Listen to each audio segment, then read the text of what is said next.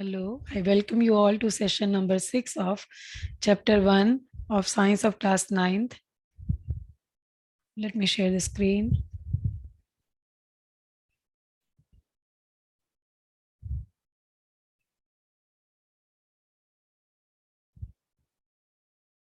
Okay.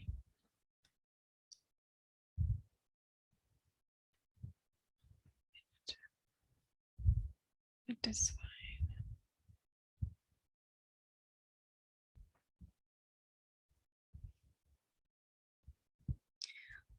So in our last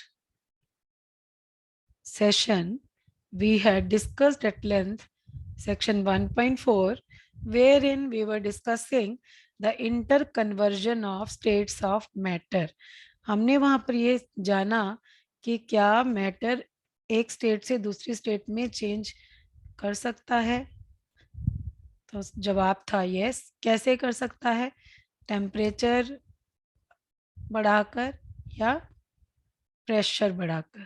ठीक है, ये दो हमने सूरतें देखी और उसमें हमने डिस्कस किए जितने भी प्रोसेसेस इन्वॉल्व हैं इस स्टेट चेंज में। Vaporisation, condensation, solidification, deposition, then we talked about fusion, then we talked about the boiling point, melting point, right? So these were the various phenomenon which we defined while discussing section 1.4. Now in this session we are going to discuss the solutions to the questions given in exercise in your NCERT textbook after section 1.4. So first question is, convert the following temperature into Celsius scale. So it is very simple. When you have to do this, what you have to do is you have to you have to subtract 273 from the temperature given in Kelvin. So that brings us to an answer of 27 degrees Celsius for A part, and for B part 300 degrees Celsius is the answer that you can do yourself. Second question, what is the physical state of water at 250 degrees Celsius, 100 degrees Celsius? We all know that boiling point of water is 100 degrees Celsius, right?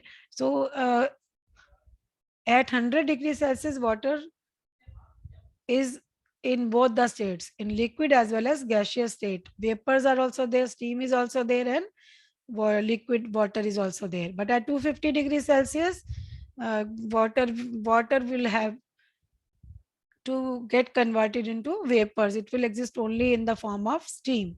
So it will be gaseous state of matter. Gaseous state of matter. Third question is, for any substance, why does the temperature remain constant during the change of state? वो ये पूछते हैं कि जब भी change of state होता है, चाहे solid to liquid, liquid to solid, जैसे सॉलिड टू लिक्विड या लिक्विड टू गैस या गैस टू सॉलिड और gas to liquid, whatever, right? तो टेम्परेचर कांस्टेंट क्यों रहता है? तो ये मैंने आपको बताया था सेक्शन 1.4 का जो हमने डिस्कशन किया था उसमें, कि जब एक सब्सटेंस अगर वो सॉलिड है तो वो मेल्ट करेगा हीट अप्लाई करने पर, लिक्विड है तो बॉयल करेगा। तो जब भी किसी सब्सटेंस को हम हीट अप्लाई अप्लाई करते हैं या सप्लाई करते हैं, तो मेल्टिंग या बॉइलिंग पॉइंट के बाद जो हीट जा रही होती है वो थर्मामीटर में, ताजुब की बात है कि वो उतना ही टेम्परेचर दिखाती है जितना कि उसका मेल्टिंग पॉइंट या बॉइलिंग पॉइंट है। थर्मामीटर में टेम्परेचर नहीं बढ़ता, मगर हीट तो हम लगातार दे रहे हैं। तो उसका ये जवाब है कि जो जो हीट मेल्टिंग पॉइंट या बॉइलिंग पॉइंट आने के बाद में उसको सप्लाई हो रही है, वो जो फोर्स ऑफ अट्रैक्शन उस सब्सटेंस के पार्टिकल्स के बीच में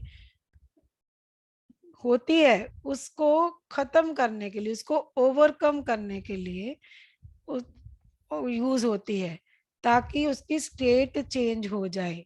जब हम हीट जो एक्स्ट्रा हीट जा रही होती है बॉइलिंग पॉइंट के बाद या मेल्टिंग पॉइंट के बाद, वो पार्टिकल्स के बीच में एग्जिस्टिंग फोर्स ऑफ अट्रैक्शन को तोड़ने के काम आती है। और जब फोर्स ऑफ अट्रैक्शन नहीं रहेगी तो पार्टिकल्स मूव करने के लिए फ्री रहते हैं। जब वो मूव करने के लिए फ्री रहेंगे तो उनकी स्टेट चेंज हो जाएगी।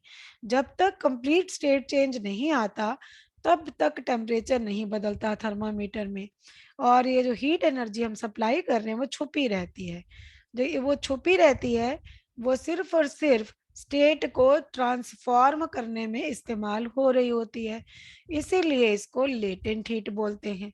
सॉलिड्स के अगर सब्सटेंस सॉलिड हो तो इसको लेटेंट हीट ऑफ फ्यूजन बोलते हैं, सब्सटेंस लिक्विड हो तो इसको लेटेंट हीट ऑफ वेपोराइजेशन बोलते हैं। यही वजह है कि टेम्परेचर जो है कांस्टेंट रहता है जबकि हीट एनर्जी लगातार उसको सप्लाई की जा रही है। Then fourth and last question is suggest a method to liquefy atmospheric gases. एक गैस को आप कैसे लिक्विफाई कर सकते हैं? उसको प्रेशर, उसको कंप्रेस करिए बाय अप्लाइंग प्रेशर। कंप्रेशन क्या होता है? प्रेशर लगाना, किसी के ऊपर जोर लगाना। एंड रिड्यूसिंग टेम्परेचर, उसका टेम्परेचर कम कर दो और उसको प्रेशर लगा दो तो आप क्या कर सकते हो? गैसेस को कंप्रेस कर सकते हो, लिक्विफाई कर सकते हो। अब ये तो आपकी बुक में पीछे दिए हैं। कुछ क्वेश्चंस मैं आपको वैसे ही डिस्कस करना चाहूंगी चैप्टर इस पे सेक्शन 1.4 के।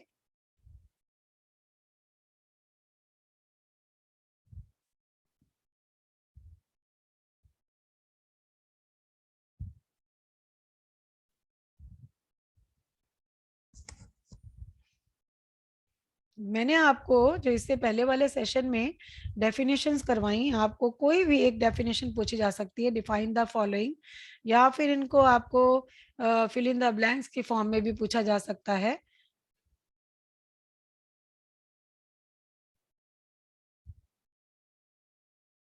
जैसे एक क्वेश्चन आपको ये भी पूछा जा सकता है, what is the melting point of ice, right? आपको मेल्टिंग पॉइंट आइस का पता होना चाहिए।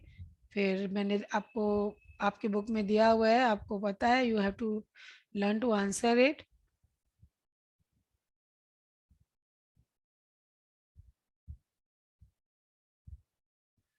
फिर एक क्वेश्चन आपसे पूछा जा सकता है कि जो particles in water at 273 kelvin degree kelvin have more energy as compare to particles in ice at the same temperature. Why? I repeat, 273 degree kelvin पर जो वाटर पार्टिकल्स हैं,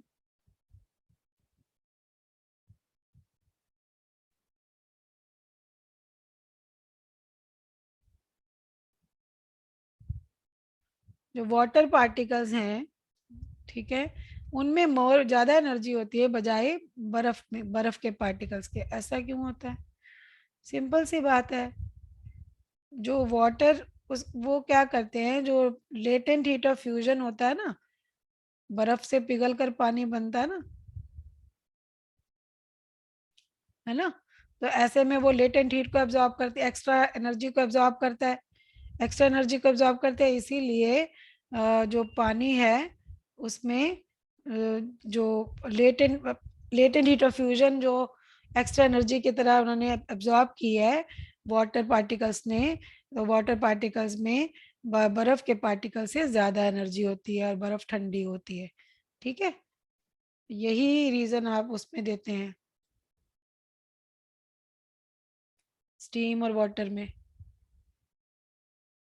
सेम यहाँ पर आपसे क्वेश्चन पूछा जा सकता है that why do particles in steam at 373 degree Kelvin have more energy than water at the same temperature? As simple as that. Steam में क्या होता है? Absorption of extra energy as latent heat of vaporisation होता है। ठीक है, तो ये दो इंपॉर्टेंट पॉइंट हैं जो आपसे पूछे जा सकते हैं क्वेश्चन फॉर्म में। फिर एक तीसरा क्वेश्चन एक और भी पूछ सकते हैं, name one bulk phenomena that is there that you have observed in change of state. तो बॉइलिंग है, बॉइलिंग में जो बल्क में जो पार्टिकल्स होते हैं वो सरफेस के पार्टिकल्स भाप बन के उड़ते रहते हैं, बल्क वाले निकल निकल के सरफेस पे आते रहते हैं। इस तरह से बॉइलिंग चलती रहती है, वेपोराइजेशन होता रहता है।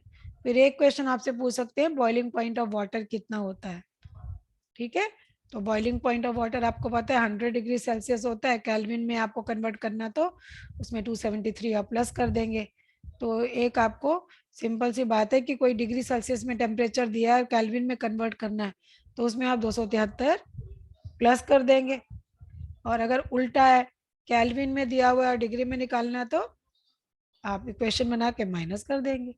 ठीक है, so with that we finish we have finished the revision questions of in chapter exercise as well as कुछ questions मैंने अपनी तरफ से आपको पूछे और बताए.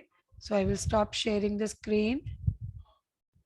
So with that we come to the end of session number 6 of chapter 1 of your science and CERT book. So till we meet next time, all the best. Thank you.